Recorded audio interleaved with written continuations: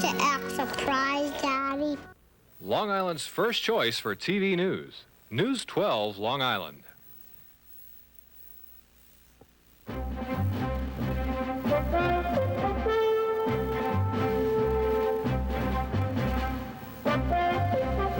From Montauk in the east to Great Neck in the west. News about Long Island for the people of Long Island. 24 hours every day. This is News 12 Long Island for the people of Long Island. 24 hours every day. This is News 12 Long Island. And now, the evening edition. The defense in the Martin Tankleff murder trial began its case today with a stunner. Indeed, the first witness called to the stand, Martin Tankleff himself, the Belterre teen accused of murdering his millionaire parents. Our Carolyn Gusoff is standing by now at the courthouse in Riverhead with the very latest. Carolyn? Scott and Melba, maybe it was a stunner to the jury, but apparently not to the Tankleff family. They packed into the courtroom to hear the teenager say that he was innocent publicly for the very first time. Marty, you have been charged with killing your mother and your father. Did you kill your mother? Absolutely not. Marty, did you kill your father? Absolutely not. There was dead silence in the crowded courtroom, all but the unwavering voice of a teenager professing his innocence. With composure and eyes fixed on his own attorney, Martin Tankleff spoke of the morning. He says he found his parents with their throats slashed. He said he thought he was having a nightmare. When you saw your father, what did you say? Daddy was sitting in his office chair with blood on him. And what did you do? Ran up to him screaming, "Dad, Dad, Dad." And when I got up to him, I saw that his throat was cut, and I called 911. Martin Tankleff, the witness, told a story of Martin Tankleff, the wrongly accused, frightened to find his parents brutally attacked, emotionally out of it, forced to go over his story again and again, kept from family, friends, and even his family attorney, and forced to believe he killed his parents. I asked to speak to my Uncle Mike a few times, and every time that happened, Detective McCready turned around to me. He was standing, he said, "If you want to speak to your Uncle Mike, you're a criminal, we're going to lock you up." The teenager went on to describe the confrontation with detectives who took his confession. "Just tell us what we want to hear," he said. Police yelled at him. "Your father says you did this, so you must have." I started believing them that I did do this. Why? Because they were saying, "My father said I did this." My father never lied to me. They had me believing that I did it. And that's what they wanted to hear. Did you kill your mother? No, I didn't. Did you kill your father? No, I loved my parents. I had nothing to do with this. Martin Tankleff's testimony may have been a big risk for the defense, but it provided the defendant's explanation of much of the incriminating evidence against him, including why anyone would confess to a murder they didn't commit. Did you believe what Detective McCready was stating to you? Yes, I did. Why was that?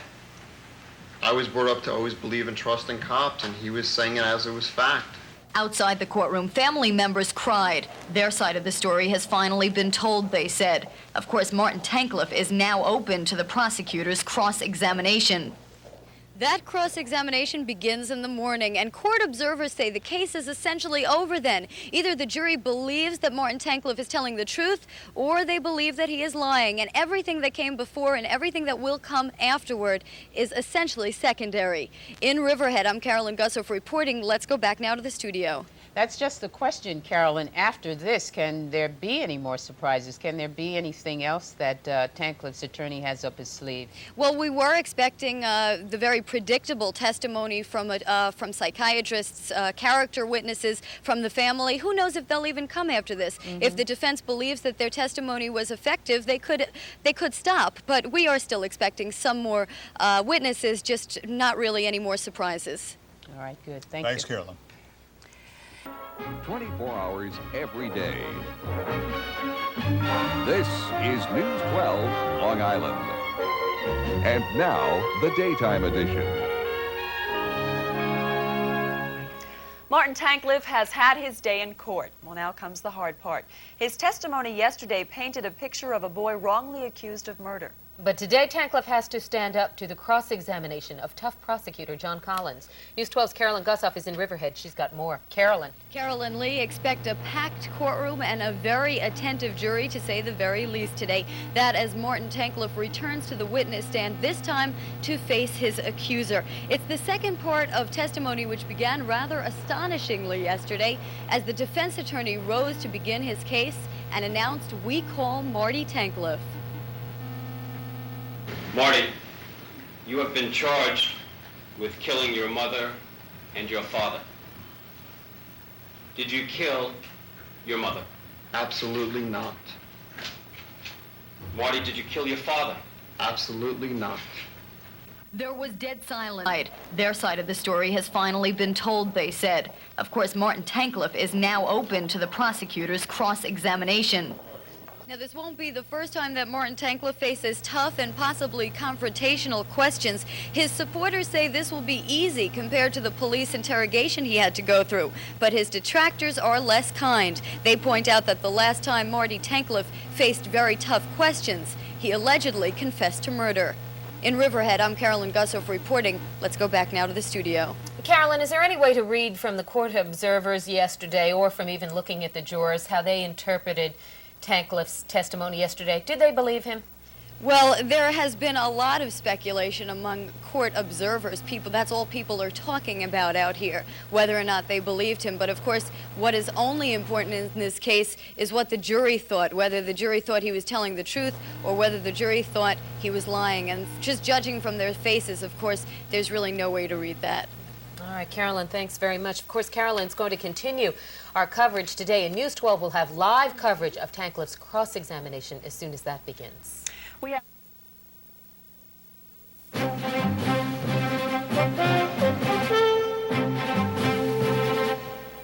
The 8th week of testimony begins today in the murder trial of Martin Tankleff. Tankleff is the Belterre teen accused of killing both his parents. Tankleff faced some pretty tough questioning Friday by the prosecutor John Collins, but Tankleff held his own, appearing calm under the pressure, and he repeated his claims of innocence.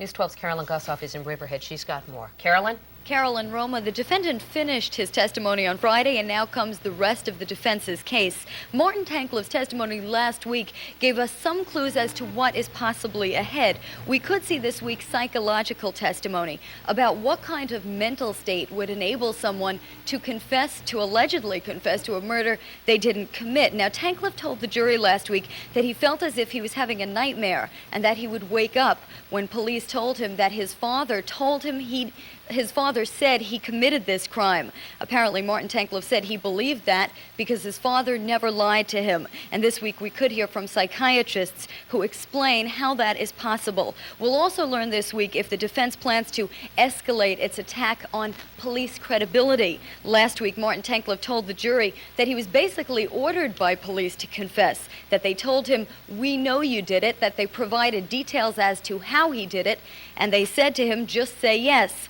That Martin Tankleff also claims that a detective choked him after he confessed. Now, since it is basically the defendant's word against police word, we will see this week if the defense plans to further challenge the word of police. All this as week 8 of testimony begins. In Riverhead, I'm Carolyn Gusoff reporting. Let's go back now to the studio.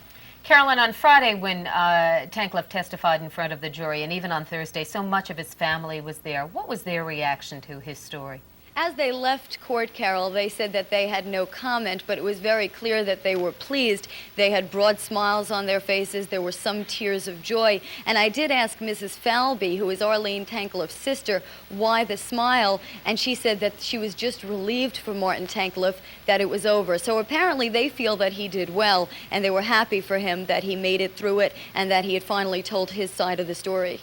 Okay, Carolyn Gusoff in Riverhead, thanks very much. As the Tankleff trial enters its 8th week. Every day. This is News 12, Long Island. And now, the evening edition.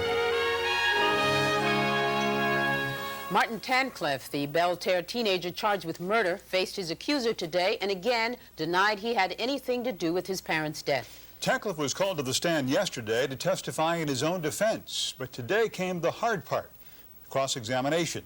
Our Carolyn Gusoff, covering the trial, is back from court. Carolyn? Scott and Melba, if this was the hard part, you couldn't tell from the demeanor of the defendant. Martin Tankleff was composed, confident, even cooperative at times as the prosecutor tried to unravel his story thread by thread.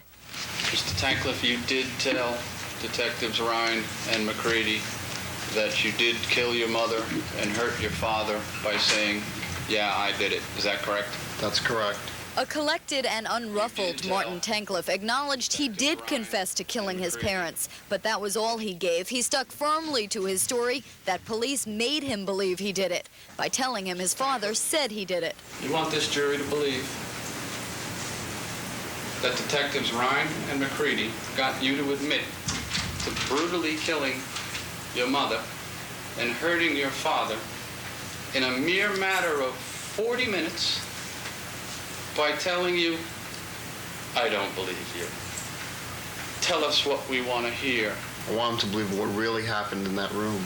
What really happened in that room where detectives interrogated Martin Tankleff is the defendant's word against that of police. And Tankleff is now saying a lot more went on in that room than detectives let on. Detective McCready choked me later on in the day. Later on in the day, after you confessed? Yes.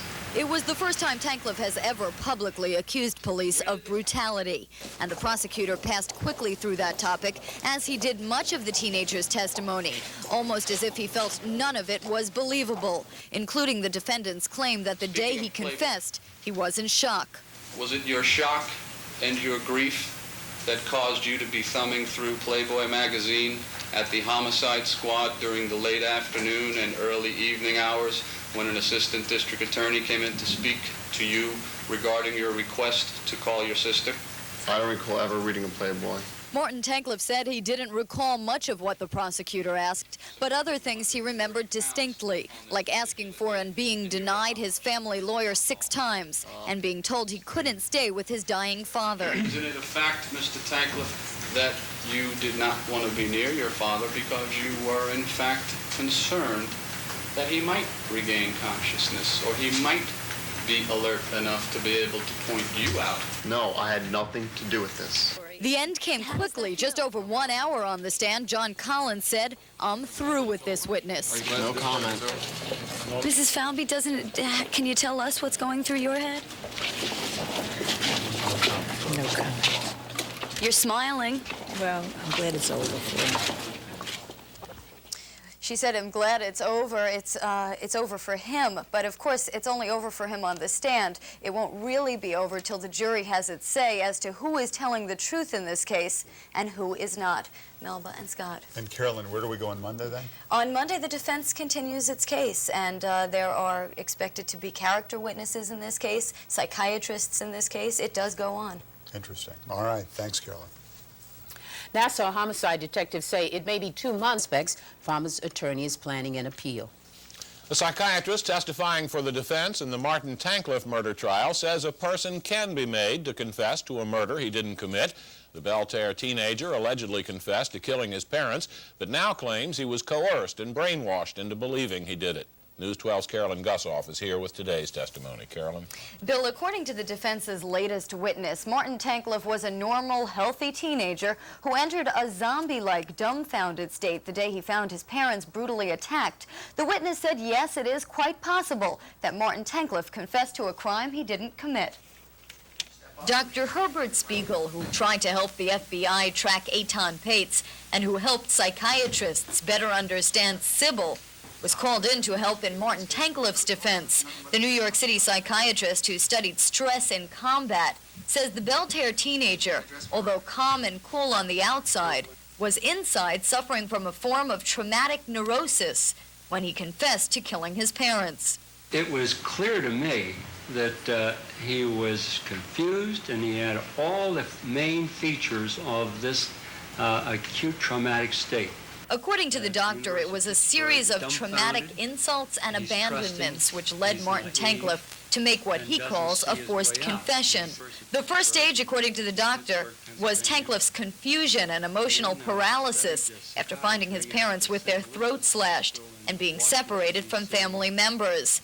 Then a series of challenges from police, and the final blow, according to the doctor, the lie from police that Tankleff's father had woken up and named him as the attacker. That was such a sequence of events that must have had him such turmoil that he was willing to say anything at all to get out of the mess that he was in. He was willing to say, yes, this person who needed psychiatric help did it, but at the same time, with all this time going, he knew within himself he didn't do it. But on cross-examination, the prosecution showed the jury this videotape of the 10-minute test the doctor performed on Tankleff to measure his susceptibility to suggestion and coercion. This defendant was brainwashed to admit killing his parents in a brutal fashion, correct? That's what he was told he did, yes. Now, although the doctor acknowledged he only examined Martin Tankleff for a total of 2.5 hours and took virtually no notes during the meeting, he stood his ground that Martin Tankleff gave a forced confession. His testimony, though, now opens the door for prosecutors to bring on their own psychiatric experts, who, of course, have their own opinions of the teenager.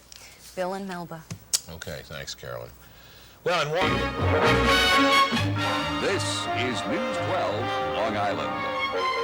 And now, the evening edition. A small parade of witnesses today at the Martin Tankleff murder trial. They were character witnesses who told the jury the Belter